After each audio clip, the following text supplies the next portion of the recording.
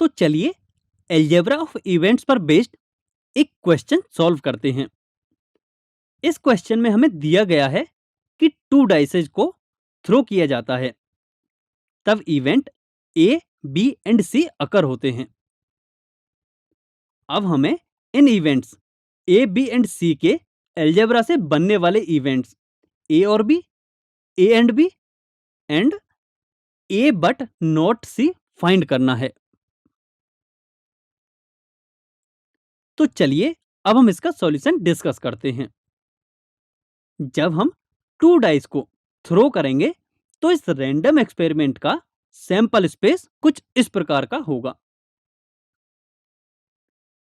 जिसे हम set of order pair की फॉर्म में कुछ इस प्रकार लिख सकते हैं। अब हम events A, B and C find करने की कोशिश करते हैं। इवेंट ए इस प्रकार है कि फर्स्ट डाई पर इवन नंबर आए। अब सैंपल स्पेस में देखें तो इन सभी ऑर्डर्ड पेयर में फर्स्ट नंबर इवन है, तब इवेंट ए इन सभी ऑर्डर पेयर्स के सेट के इक्वल होगा। अब इवेंट बी की बात करें तो यह इस प्रकार है कि फर्स्ट डाई पर ऑड नंबर आए। अब सैंपल स्पेस में देखें तो इन सभी ऑर्डर्ड पेयर्स में फर्स्ट नंबर ऑड है, सो इवेंट बी इन सभी ऑर्डर पेयर्स के सेट के इक्वल होगा। अब इवेंट सी की बात करें तो यह इस प्रकार है कि डाइस पर आने वाले नंबर्स का सम इज लेस देन और इक्वल टू 5 है। अब सैंपल स्पेस में देखें तो इन सभी ऑर्डर्ड पेयर्स में नंबर्स का सम लेस देन और इक्वल टू 5 है, सो इवेंट सी इन सभी ऑर्डर्ड पेयर्स के सेट के इक्वल होगा। अब हमें फर्स्ट इवेंट ए और बी फाइंड करना है, अर्थात हमें ए यूनियन बी फाइंड करना है।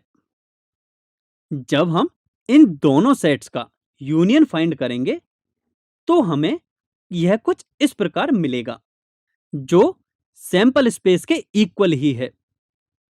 So A union B sample space के इक्वल होगा। अब नेक्स्ट पार्ट में हमें A and B event find करना है, अर्थात हमें ए इंटरसेक्शन बी फाइंड करना है, जिसका मतलब है कि हमें इस सेट और इस सेट का इंटरसेक्शन फाइंड करना है। हम यहां क्लियरली देख सकते हैं कि इन दोनों ही सेट्स में कोई भी ऑर्डर्ड पेयर कॉमन नहीं है, तो यहां से हम कह सकते हैं कि A intersection B is equal to 5, अर्थात event A and B impossible event है। अब हमें थर्ड में event A but not C find करना है, अर्थात हमें ए माइनस सी फाइंड करना है, जिसका अर्थ है कि इस सेट के जो भी ऑर्डर्ड पेयर्स प्रेजेंट है उन्हें हटाना है। जब हम ऐसा करेंगे तब हमें ए माइनस सी इन सभी ऑर्डर पेयर्स के सेट के इक्वल मिलेगा। आई होप आप सभी को यह अच्छी तरह से समझ में आ गया होगा कि एल्जेब्रा ऑफ इवेंट्स कैसे वर्क करता है। इस टॉपिक की समरी कुछ इस प्रकार है, जहां हमने सीखा कि sample space, sample point and events क्या होते हैं। इसके बाद हमने इवेंट्स के डिफरेंट टाइप्स के बारे में सीखा, एंड इस टॉपिक के लास्ट में हमने इवेंट्स पर होने वाले एल्जेब्रिक ऑपरेशंस के बारे में सीखा। अब आप सभी को अपनी बुक के ये रेफरेंस क्वेश्चंस सॉल्व करने हैं।